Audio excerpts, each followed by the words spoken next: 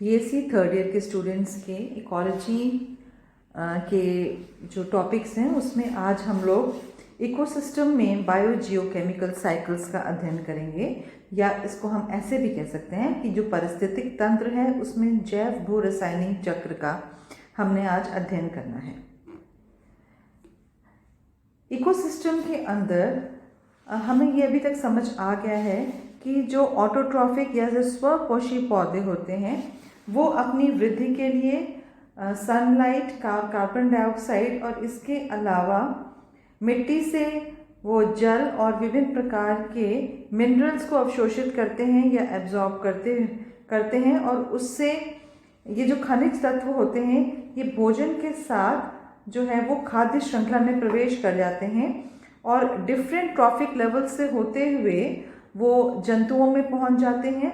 और जब जंतुओं और इन पौधों का मृत्यु हो जाती है तो उनके अपघटन के द्वारा ये फिर से मृदा में या सॉइल में मिल जाते हैं।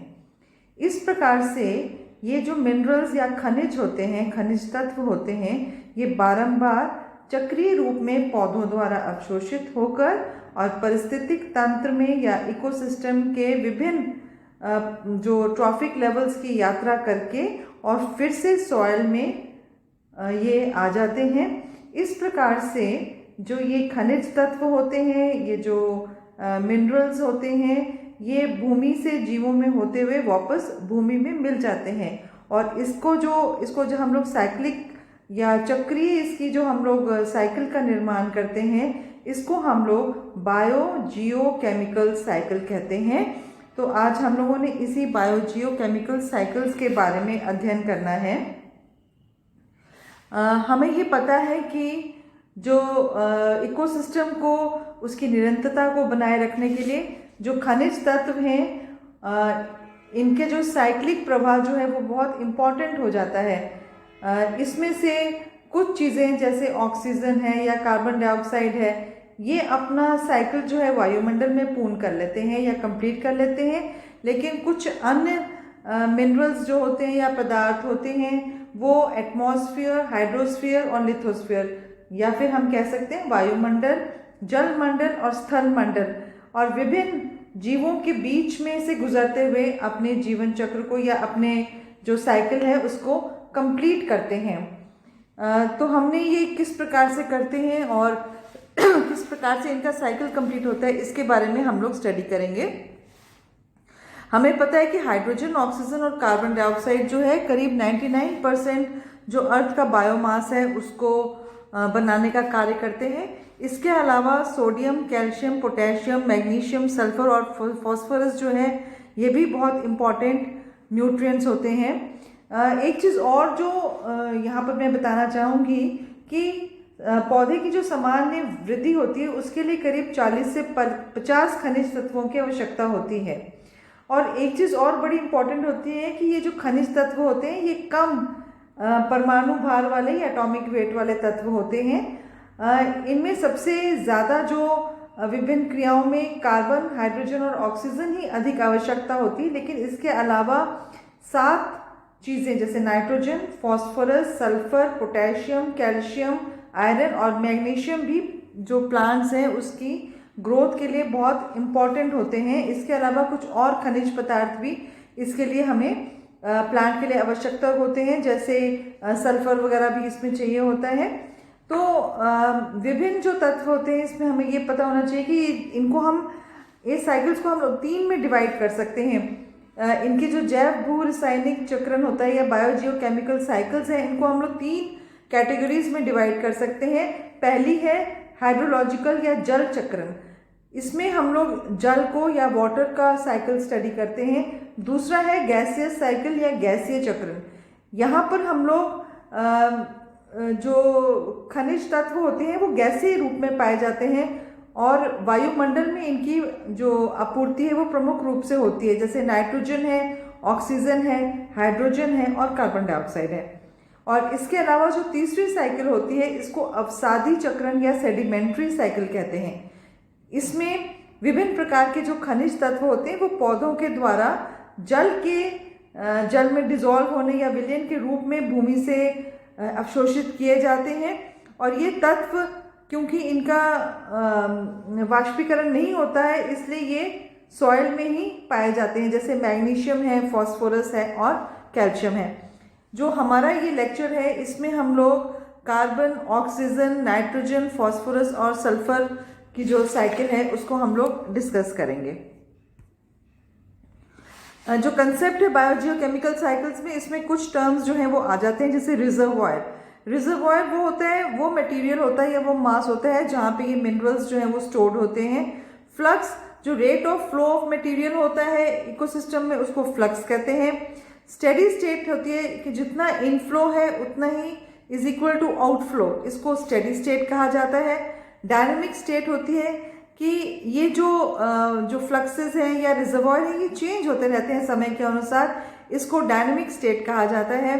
रेसिडेंस टाइम होता है, ये उतना टाइम जितना टाइम कोई केमिकल रिजर्वॉयर में रहता है उसको रेसिडेंस टाइम कहा जाता है। और फीडबैक जो है वो पॉजिटिव और नेगेटिव दोनों प्रकार का हो सकता है।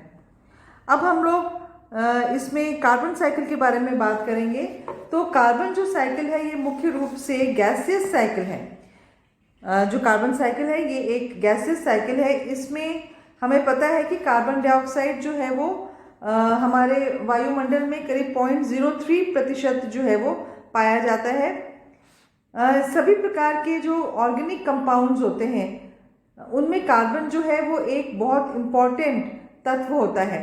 और कार्बन डाइऑक्साइड जो है इसको पौधे प्रकाश संश्लेषण के द्वारा उपयोग में लेते हैं। ये हमको पता ही है कि फोटोसिंथेसिस के प्रोसेस में कार्बन डाइऑक्साइड का उपयोग होता है और भोजन का निर्माण होता है। और ये जो है अपने ऑटोट्रॉफिक प्लांट्स होते हैं, जो हरित पादप होते हैं, ये इकोसिस्टम के अंदर भोजन का निर्माण करते हैं, इसीलिए इनको हम लोग उत्पादक कहते हैं या इनको हम लोग प्रोड्यूसर्स भी कहते हैं। विभिन्न लेवल के जो उपभोक्ता होते हैं वो अपने भोजन हेतु उत्पादक का से भोजन प्राप्त करते हैं और ये एक ट्रॉफिक लेवल से दूसरे ट्रॉफिक लेवल तक जाता रहता है। और मृत्यु के पश्चात जो मृत कार्बनिक अवशेष होते हैं उनका अपघटन होता है। अपघटन किसके द्वारा होता है? माइक्रो ऑर्गेनिजम्स जैसे बैक्टीरिया है या फंजाई है, ये इनको डिकम्पोज करते हैं। डिकम्पोज करके जो इन कंपोनेंट्स के अंदर कार्बन जो लॉक्ड होता है उसको फिर से फ्री करके कार्बन को वायुमंडल में पहुंचा दिया जाता है। तो इस प्रकार से ये कार्बन डाइऑक्साइड की साइकिल चलती है। और पृथ्वी में जो कार्बन है इसके स्रोत जो इसके सोर्सेज हैं पृथ्वी के अंदर, इसमें कोयला है, पेट्रोलियम के पदार्थ हैं, ज्वालामुखी पर्वतों से निकलने वाले धुआं जो है, या जो हमारी इंडस्ट्रीज हैं उसमें जो फॉसिल फ्यूल को बर्न करते हैं उसमें से भी कार्बन डाइऑक्साइड जो है वो निकलता है। तो ये कार्बन डाइऑक्साइड हमारे एटमॉस्फेयर में चला जाता है। जब बरसात होती है उस समय जो ये वायुमंडल में कार्बन डाइऑक्साइड होता है वो जल के साथ घुल के समुद्रों में चला जाता है और वहाँ पर वो कार्बनिक एसिड या कार्बनिक अम्ल का निर्माण करता है और कार्बोनेट जो कंपाउंड्स हैं वो प्रेसिपिटेट हो जाते हैं। ये कार्बोनेट पदार्थ जो है वो चूने के पत्थर या लाइमस्टोन एटसेट्रा में भी परिवर्तित हो जाते हैं। तो इस प्रकार से जो ये कार्बन का साइकिल है ये हमारे जो इस प्रकार से ये वायुमंडल और लिथोस्फीयर में इस प्रकार से कार्बन डाइऑक्साइड की साइकिल जो है वो चलती रहती है। इसके बाद हम लोग इसमें हम एक चीज़ और बताएंगे कि इसमें जो ह्यूमन की एक्टिविटीज़ या इंसानों की एक्टिविटीज़ के द्वारा भी कार्बन डाइऑक्साइड की साइकिल में काफ़ी प्रभाव पड़ता है। जैसे मैंने डायग्राम में भी दिखाया था, फॉसिल फ्यूल्स को जब बर्न किया जाता है तो उसमें कार्बन डाइऑक्साइड रिलीज होता है। इसी प्रकार से सीमेंट के निर्माण में या डिफॉरेस्टेशन में, इन सब चीज़ों से कार्बन डाइऑक्साइड जो है नेचर में या एटमॉस्फेयर में उसके लेवल जो है वो कार्बन डाइऑक्साइड रिलीज होता है और ये नेचुरल साइकिलिंग ऑफ कार्बन को इंटरफेयर करता है या उसको प्रभावित करता है। इसके बाद जो कार्बन साइकिल के बाद हम लोग बात करते हैं ऑक्सीजन साइकिल की।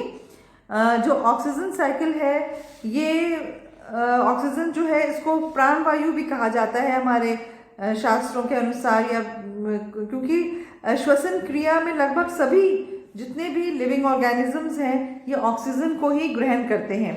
और इसका जो साइकिल है ये भी एक गैसेस साइकिल है।